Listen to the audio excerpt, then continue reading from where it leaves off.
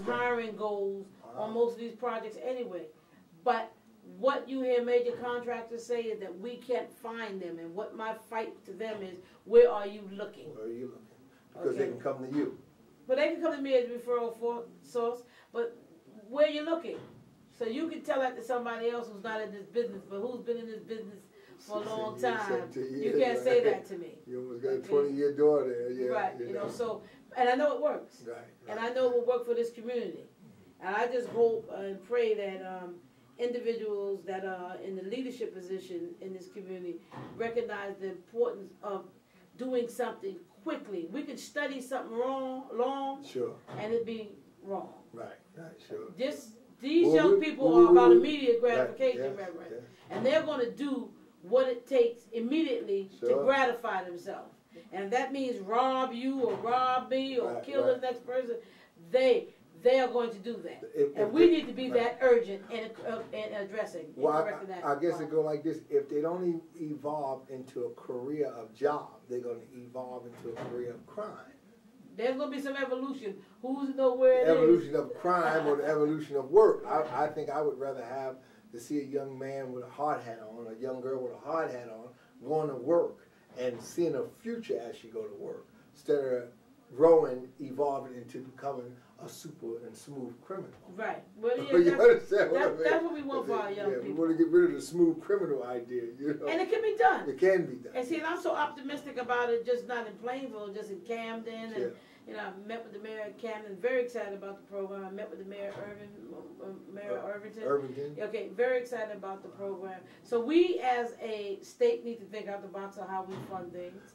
And we also need to understand that we are only the ones that can rescue our community. That's it. That's it. No one's going to come in with some magic wand and say, boom, Plainfield, you're saved.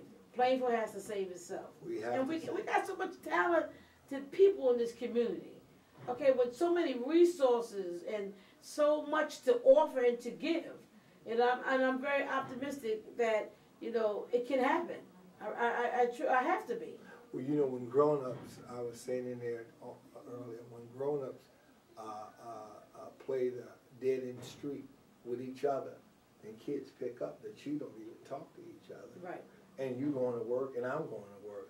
You own a house, and I own a house, and you don't communicate. So therefore, there's a divide. So if a kid can see that right there, don't take them, you don't have to be a rocket scientist to understand that these two fools that work every day, own a house, both own a house, and both trying to keep the upkeep of their house, they don't even talk to each other. So if when kids recognize that, then already they understand that there's a divide.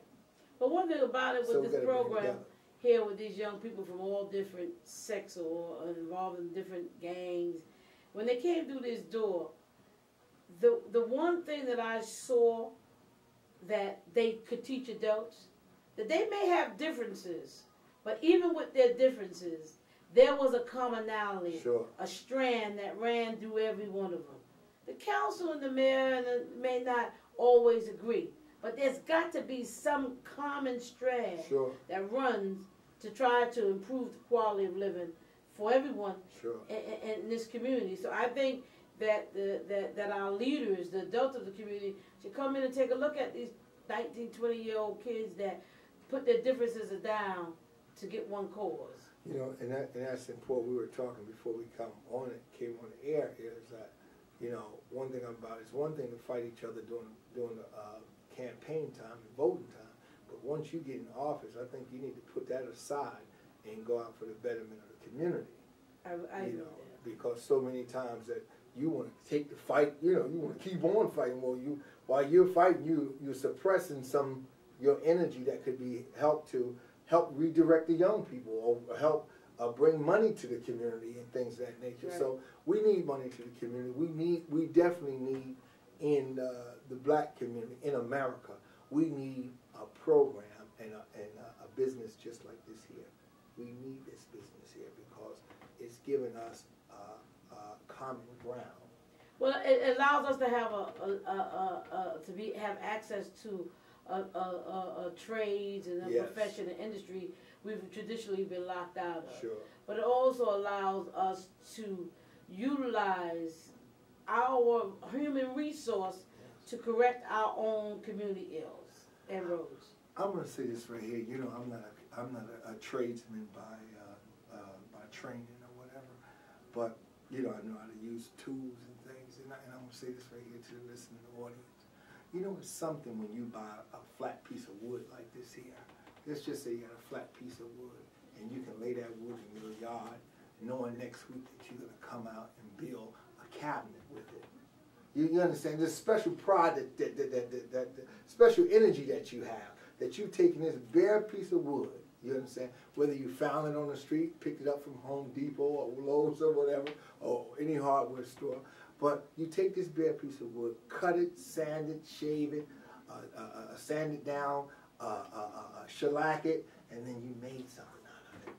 And you'll always keep it. You always keep it. And you'll show it off. Show it off, yes. So you imagine repairing that road, yes, and say that we did that. Yeah, and you ride your car down the road. Right. You know, you can tell your children, I did that road. Repairing that house, we repaired that house. Yes. It gives you a new sense of pride, a new sense of worth. That's it. Okay, and it can happen, you know, and I see it every day. That's it. Okay. And we're in with that word, worth. You know, I heard the other day, I bought a CD by Miss Cannon, and it said, I want to know what love is, Mariah Cannon. Mariah Carey.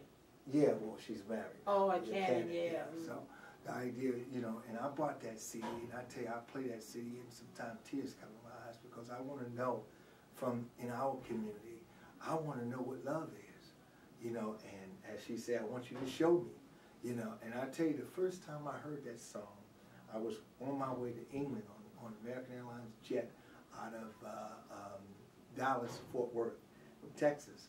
And I remember at that time putting a headset on, and the records was, the music was set in the dial. Mm-hmm. So you dial, and I remember hearing a guy, I don't know who that is, that sang the song years ago. Mm-hmm. And I heard this song as we were traveling over Syracuse, New York, and I asked people, I said, well, where are we at? They said, we're over Syracuse, New York, so going out, I guess, the Long Island Sound area, headed over the Atlantic Ocean.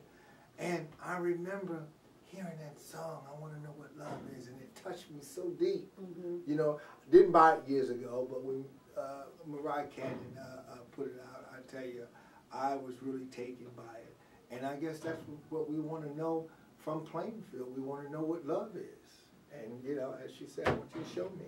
So show us, everybody, show us what love is, because love is definitely not death.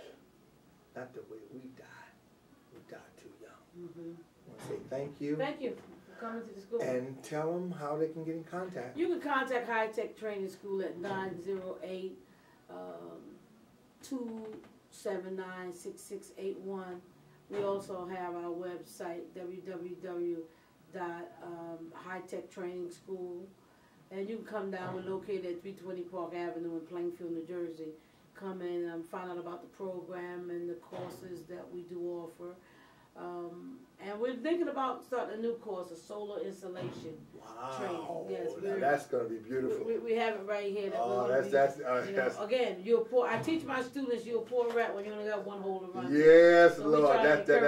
That's good. Everywhere. Yes. So if you're interested, if you're interested in our program, just please give us a call at 908-279-6681, and one of the staff members will contact you and answer any questions you may have. Okay, thank you. Thank you, Reverend, for coming again. Yes, this is Town Talk in Public. Thank you. Good day. Have a good day.